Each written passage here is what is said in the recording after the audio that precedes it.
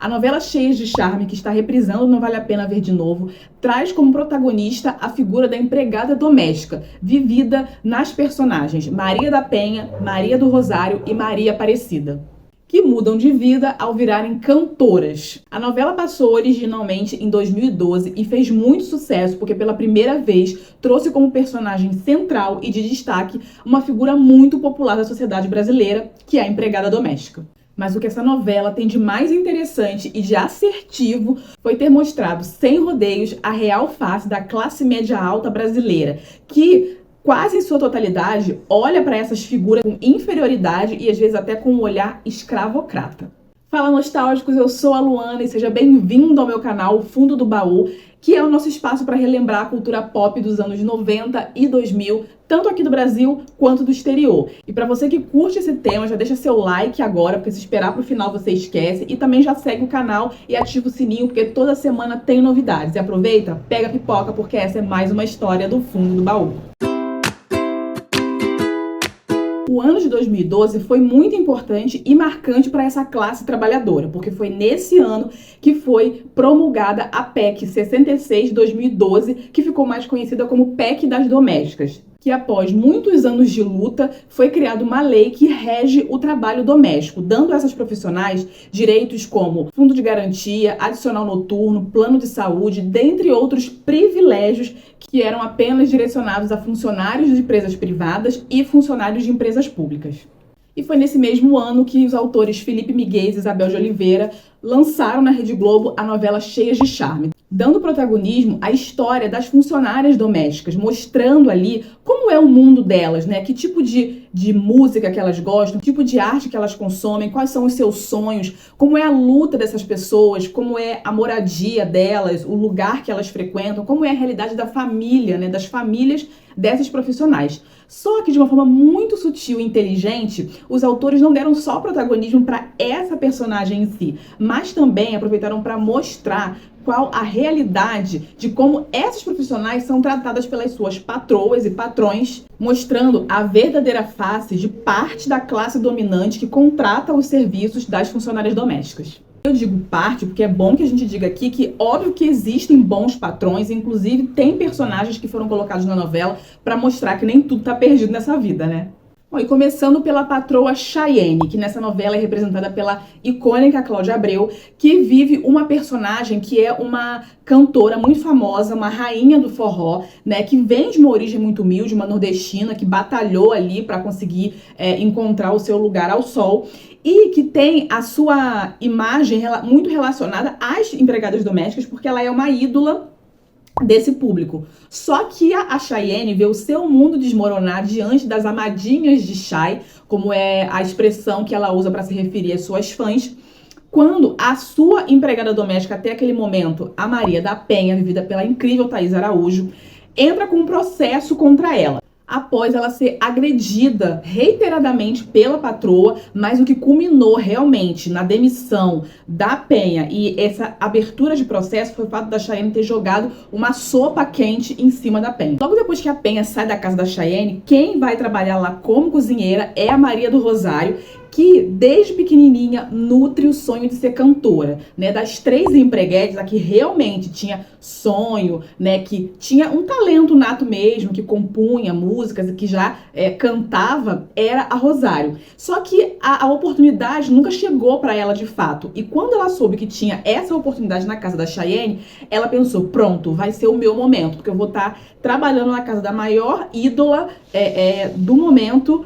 Vai estar próximo do Fabian, que também era um conhecido cantor, astro, ídolo das domésticas. E lá ela poderia mostrar as suas composições para o Fabian e, quem sabe, fazer um dueto com ele, que era o sonho da Rosário.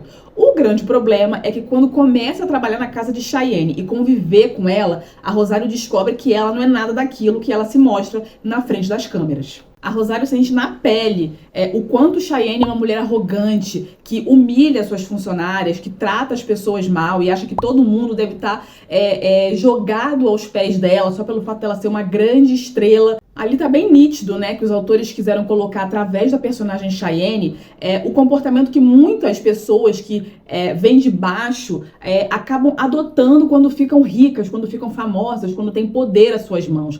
Parece que elas sentem uma necessidade de humilhar as pessoas, de diminuir as pessoas para poder se sentir valorizada e validada no lugar onde elas conseguiram alcançar. Parece que ela quer fazer de tudo para impedir que mais pessoas consigam realizar os seus sonhos. Maria Aparecida, a terceira empreguete, vivida pela querida Isabelle Drummond, é mais uma que mostra uma outra faceta dessas personagens na história da sociedade brasileira. Ela representa aquela funcionária que ouve a clássica frase dos patrões: "Ah, ela é quase como se fosse da família".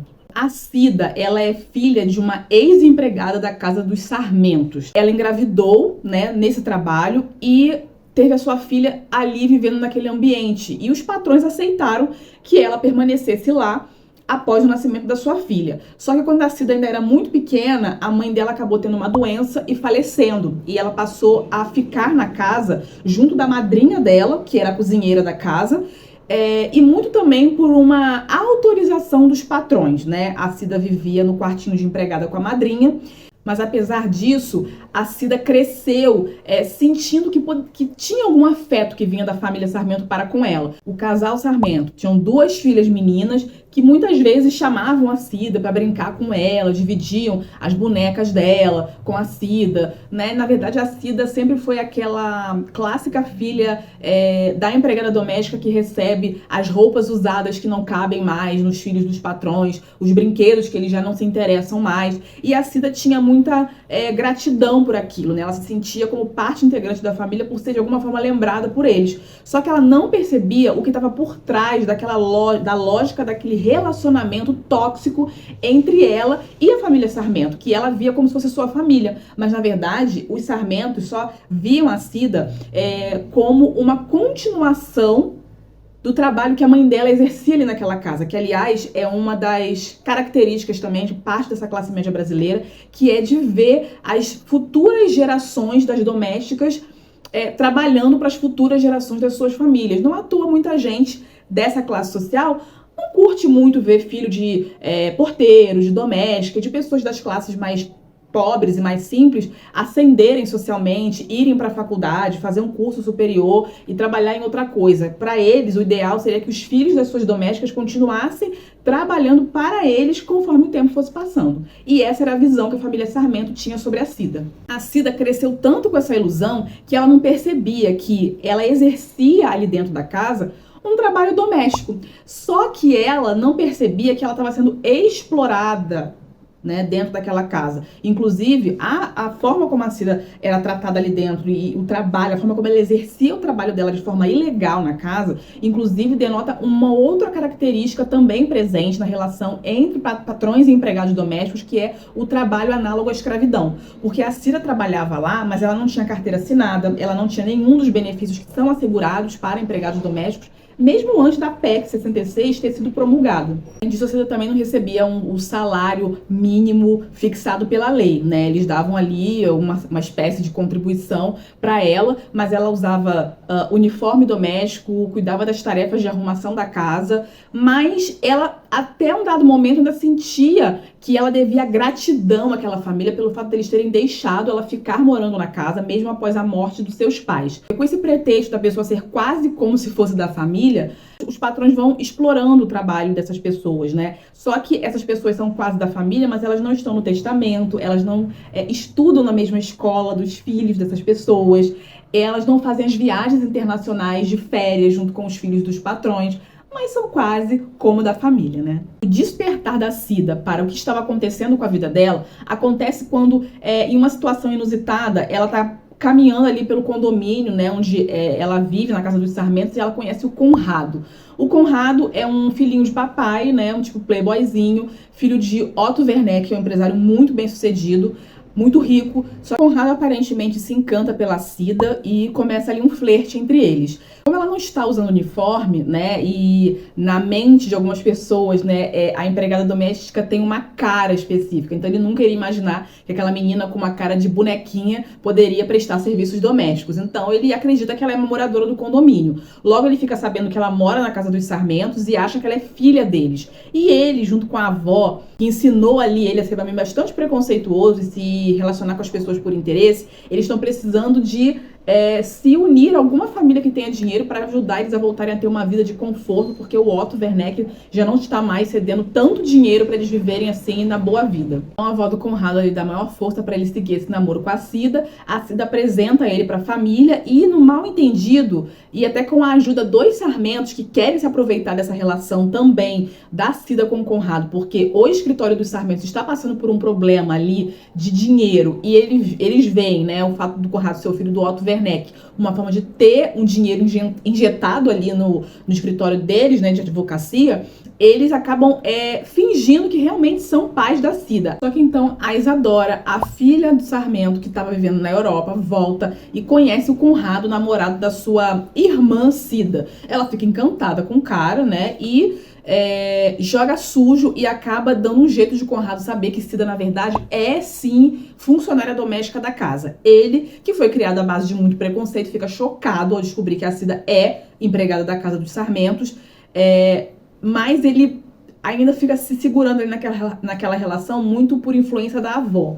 Mas logo a Isadora dá um jeito de separar os dois e começar um namoro com o Conrado, e eles até acabam se casando. A Cida fica desolada com toda essa situação, porque ela se apaixonou pelo Conrado de fato, e ela fica muito triste em constatar que o Conrado é de fato uma pessoa preconceituosa. Diante de toda a situação que acontece, chega um momento que não tem mais condições da Cida permanecer dentro daquela casa, né? E isso acontece muito também em função do vídeo que as empreguetes gravam um dia na casa da Chayenne, enquanto ela tá viajando. A Rosário tá lá, né? Ela tem a chave, porque ela é cozinheira da casa. Ela chama a Penha e a Cida para irem para lá passar uma noite, porque as três estão passando por momentos muito difíceis, né, emocionalmente, e elas acabam usando as coisas da Chayenne e gravando o clipe das empreguetes. Esse material acaba vazando do computador. Pouco tempo viraliza. E é claro que as patroas ficam revoltadas pela caricatura que as empregadas domésticas fizeram delas naquele clipe. Só que aí as meninas não imaginavam o tanto de sucesso que aquilo ali ia fazer, ia ter um movimento a favor delas, e elas começam aos poucos a ali iniciar uma carreira musical como um trio. Por conta da situação do clipe, a Chayenne consegue fazer uma denúncia contra as empreguetes, elas vão presas, e para sair de lá, né, para todos os patrões retirarem a queixa, eles fazem um acordo. E nesses acordos, a Cida aceita não abrir um processo trabalhista contra os Sarmentos, porque ela teria esse direito, né, porque ela prestava serviços domésticos ali, sem receber e sem ser reconhecida. Ela aceita um acordo ali com eles e vai cumprir um aviso prévio. E ela sai da casa dos Sarmentos no dia do casamento da Isadora com o Conrado. Só que a Sônia Sarmento, né, que é a outra patroa que a gente tem que destacar aqui, é uma daquelas que representam o que há de pior nessa classe média alta tacanha, né? Ela se sente muito superior às pessoas, ela se sente a melhor figura do mundo, porque ela é loira, alta, tem olhos azuis, né, tem a cara da riqueza, e ela faz questão, né, de explorar os seus empregados ao máximo, né? E a madrinha da Cida, né, pela idade, ela já deveria estar aposentada e nem tá trabalhando mais. Só que é aquela coisa, né? Ela vive na casa dos Sarmentos. Então, quando o funcionário doméstico ele vive na casa do patrão, acaba ficando muito difícil dele diferenciar esse momento da vida privada e da vida profissional. E ela acaba ficando até altas horas ali à disposição e servindo aquelas pessoas sem ter nenhum tipo de regulamentação ali naquela relação de patrão e empregado. A Sônia faz questão de fazer a Cida se sentir bastante humilhada, mandando ela ir limpar o vômito da outra filha que tá grávida, o tempo todo solicitando ela para fazer limpeza e todo tipo de serviço. E no dia do casamento da Isadora com o Conrado, ela faz questão de ir no quarto onde a Cida vive com a madrinha dela para humilhar a Cida, né? Ela foi levar o uniforme que ela queria que a Cida usasse no casamento e ela falou: você vai servir a minha família até o último minuto nessa casa. E ela faz questão de dizer pra Cida que a mãe da Cida era uma ótima empregada, porque ela não dava problemas, ela fazia tudo que tinha que ser feito com perfeição, sem reclamar. Agora a Cida, só que aí ela morreu e deixou a Cida, que a Sônia Sarmento disse que foi um problema para eles terem que conviver com ela todo esse tempo. A declaração dela foi para deixar bem claro que empregada boa é aquela que abaixa a cabeça e não reclama de nada. Bom, e além da Chayenne e da Sônia Sarmento, também tem outros personagens que representam a ala podre das patroas da sociedade brasileira, né? A Marvola é a avó do Conrado e ela é aquela típica integrante das classes mais altas do Brasil. Não tem onde cair morta, mas não perde a pose, né? E se acha superior demais, né, para realizar qualquer tipo de tarefa doméstica, porque ela vem de uma outra classe social. Mônica Torres deu a vida a outra patroa intragável, a Branca Plastino. Essa é daqueles tipos de madame que são capazes de um barraco no saguão do prédio única e exclusivamente porque ela não aceita que uma funcionária doméstica ou qualquer outro tipo de prestador de serviço use o elevador social junto com ela. Ela se acha boa demais para dividir espaço com essa gente. E nessa figura dessa personagem, ela reforça um outro estereótipo super cafona, que é esse negócio de elevador social, elevador de serviço. Inclusive, tem uma cena dessa na novela, onde ela não gosta nada de ver a Penha utilizando o elevador social do prédio que ela mora. Da novela ainda não tinha, mas desde 2023 existe uma lei em vários estados brasileiros que proíbe a distinção entre elevador social e elevador de serviço como forma de discriminação, a não ser para os casos de elevador de carga que carregam produtos pesados que podem colocar a vida das pessoas em risco. Tá, mas aí você pode perguntar, Lu, mas não tem um patrão que preste nessa novela? Não tem nenhum que salva? Calma, ainda há salvação nesse mundo. E a gente tem dois personagens específicos que representam empregadores que são muito diferentes da maioria dos que a gente realmente encontra por aí. Um deles é a advogada Lígia, né, que é uma pessoa extremamente íntegra e correta. Ela é advogada do escritório do Sarmento, mas acaba não ficando muito tempo ali, porque o escritório do Sarmento tem muita coisa antiética que ele realiza ali dentro, e a doutora Lígia não concorda. A Lígia, ela é a patroa que vai empregar a Penha depois que ela sai da casa da Chayenne após ter sido agredida e ter aberto um processo contra a Chayenne. A Lígia, ela faz questão de respeitar os direitos dos funcionários, né, os direitos das pessoas em si, porque ela acredita que, como advogada, ela tem que atuar de forma ética na sua relação com as pessoas, né? Outro personagem também que se destaca muito é o Otto Werneck, que é o pai do Conrado e genro da Marvola. O Otto, ele é viúvo, né, da mãe do Conrado, faleceu há muito tempo, e ele é uma pessoa que, pela posição social que ele ocupa, né, ser um empresário muito bem sucedido, poderia ser snob por si só, né, se esconder atrás do dinheiro e do poder que ele tem e diminuir as pessoas, mas ele é de uma humildade impressionante. Primeiro que ele é o tipo de cara que é muito rico, mas tem um paladar, assim, bem popular. Ele gosta de comida simples, faz questão, inclusive, né, não gosta de comidas muito sofisticadas. E o Otto também é muito simpático com a figura das empreguetes. Quando ele conhece, né, ele quer que as meninas façam um show ali pra ele ver como que é a música que elas fizeram e tal. E ele acha muito engraçado as músicas que foi criada pra criticar as patroas. E ele acaba, inclusive, se interessando pela Penha. Inclusive, ele chama a Penha algumas vezes pra sair e rola ali um flerte entre eles. Assim, ele é um cara muito correto, né, muito justo. E nesse episódio, inclusive, que a Penha é discriminada por conta do uso do elevador social, o Otto aparece na hora e defende ela, né, defende ela contra os ataques que ela tá recebendo ali na portaria do prédio. Cheias de Charme pode ser considerado um marco na televisão brasileira, principalmente por ter colocado ali em destaque a história de personagens que geralmente estão relegadas ao fundo de cena, né? Que são geralmente os personagens de apoio, que é a figura da empregada doméstica e também quase sempre vivida por atrizes negras. A gente tem que destacar aqui, né, que os autores escolheram 3 atrizes para representar a figura das empregadas domésticas. Das 3 principais, né, apenas uma era negra, que é a Thaís Araújo.